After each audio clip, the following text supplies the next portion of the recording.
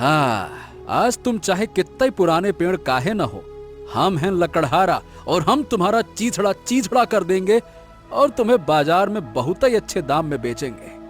चल भैया। इतना बोलकर आदित्य कुल्हाड़ी चलाने ही वाला था कि तभी वहां पर दूसरा लकड़हारा आ गया, जो आदित्य का मजाक उड़ाते हुए बोला, अरे भैया रुको रुको रुको, अरे तुमसे कितनी बार कहा है आदित्य, लकड़हारे का धंधा छोड़कर कोई दूसरा धंधा पकड़ लो। ये सुनकर आदित्य क्रोधित हो गया और बोला, क्या बकवास कर रहे हो तुम? पगला वगला गए हो का? अरे सही तो कह रहा हूँ, तू अपनी लकड़ियाँ लेकर जब भी बाजार में जाता है, कोई ग्राहक तेरी लकड़ियाँ नहीं खरीदता। थक हार कर तू अपनी लकड़ियाँ गाँव में ही आधे पौने दाम में बेच देता है और गांव वाले भी तरस खाकर तेरी लकड़ियां खरीदते हैं कि कहीं तू भूखा ना रह जाए। और तू जितनी लकड़ियां काटता है ना, आधी ही बाजार में ले जा पाता है। कोई ना कोई मुसीबत टूट ही जाती है। ये सुनकर आदित्य निराश हो गया। हाँ, अब जो भी हो, लेकिन हमें विश्वास है कि एक ना एक दिन हमारी तकदीर के सितारे जरूर पलटेंगे। अरे कुछ लोगों की तकदीर कभी नहीं बदलती आदित्य, उनके सितारे गर्दिश में ही रहते हैं। तू गरीब था और गरीब ही रहेगा। हाँ। इतना कहकर दूसरा लकड़हारा आदित्य का मजाक उड़ाता हुआ वहां से चला गया। आदित्य लकड़ियां काटने में लग गया।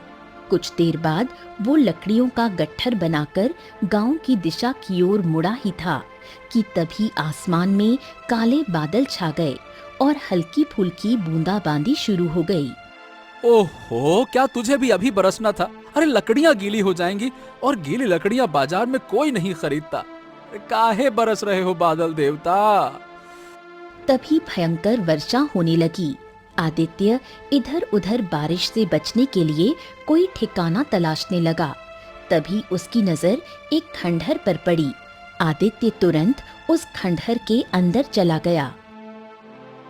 हो चलो, अच्छा हुआ ये खंडहर तो मिल गया, नहीं तो हमारी सारी मेहनत पे पानी ही फिर जाता। तभी आदित्य के कानों में किसी शेर का गर्जना भरा स्वर टकराया। जब आदित्य इधर उधर देखने लगा तो उसे अंधेरे में दो चमकती हुई आंखें दिखाई दी, जो उसकी ही ओर चली आ रही थीं। कुछ ही देर बाद आदित्य समझ गया कि वो दो आंखें किसी और की नहीं बल्कि जंगली शेर की थीं। शेर को देखकर आदित्य बुरी तरह से घबरा गया, बड़ी ही तेजी से भागने लगा। कुछ ही देर बाद आदित्य बारिश में भीगता हुआ अपने गांव आ गया। तभी वहां पर गांव का मुखिया आ पहुंचा। अरे अरे आदित्य, क्या हो गया? क्या जंगल में कोई भूत ऊत देख लिया क्या, जो पागलों की तरह भागते हुए आए हो और आते ही सीमा पर गिर गए? अरे बारिश हो रही है, जल्दी से जाओ, घर चले जाओ। हाँ हाँ हाँ मुखिया जी, मैं घर ही जा रहा हूँ। हाँ हाँ हाँ, वो सब तो ठीक है, लेकिन ये बता कि तेरी कुल्हाड़ी कहीं नजर नहीं आ रही है और आज तू जंगल से लकड़ियां भी काट कर नहीं लाया, क्या बात है? आदित्य को अचानक याद आया कि उसने डर के मारे जब लकड़ियों का गट्ठर शेर के मुंह पर मारा था, तब उसकी कुल्हाड़ी भी खंडहर के अंदर गिर गई थी। अरे अब क्या हो गया? कौन सी गहरी सोच में गुम हो गया? ए आदित्य। आदित्य सारी घटना बताते हुए बोला, हाँ मुखिया जी, आज तो बस कैसे भी करके जान बचाई है। अरे तू भी ना बिल्कुल बेवकूफ है। अरे तू इतना बड़ा डरपोक है, मैंने सोचा नहीं था। अरे शेर तेरे सामने था, कुल्हाड़ी तेरे हाथ में थी, काट डालता शेर को, साले को चीर फाड़ डालता। अरे इसी बहाने तेरी बहादुरी के चर्चे हो जाते और क्या पता इसी वजह से तेरी लकड़ियां भी बिकने लगती और तू प्रसिद्ध लकड़हारा बन जाता। लेकिन तू प्रसिद्ध लकड़हारा कहाँ से बन पाएगा? तेरी तो किस्मत ही फूटी है, तू कभी तकदीर वाला हो ही नहीं सकता। मौका तेरे सामने था, साला वहां से भाग आया और का। जा घर जा, आराम कर, बड़ा आया।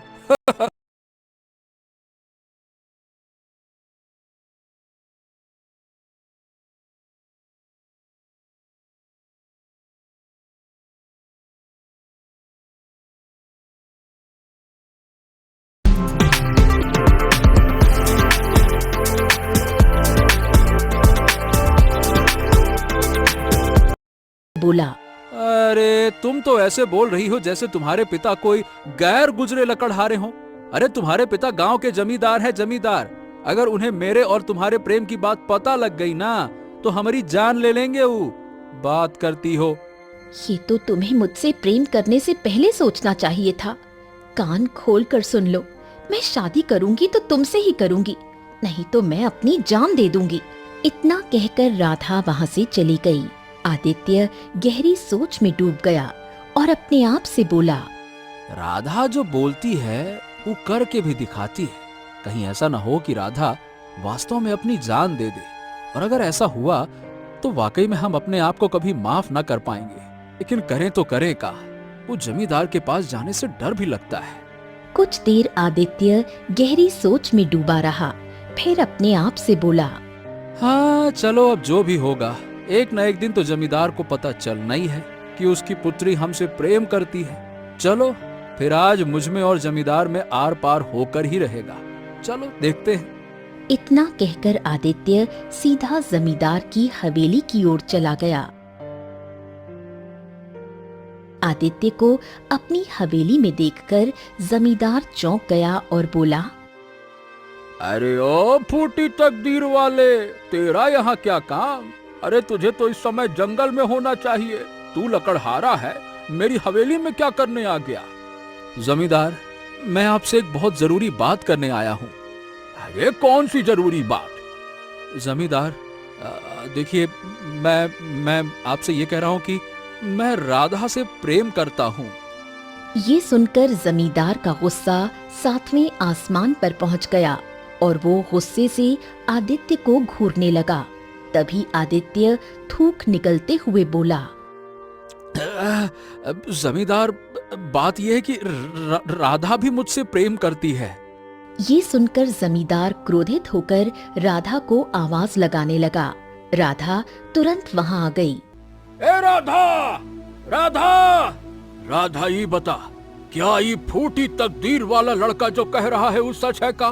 क्या तू वास्तव में इससे प्रेम करती है? बता। हाँ पिताजी, और मैं इसके बगैर जीवित नहीं रह सकती। ये सुनकर जमींदार अचानक से जोर जोर से हंसने लगा। जमींदार के हंसने पर राधा और आदित्य दोनों बुरी तरह से चौंक गए।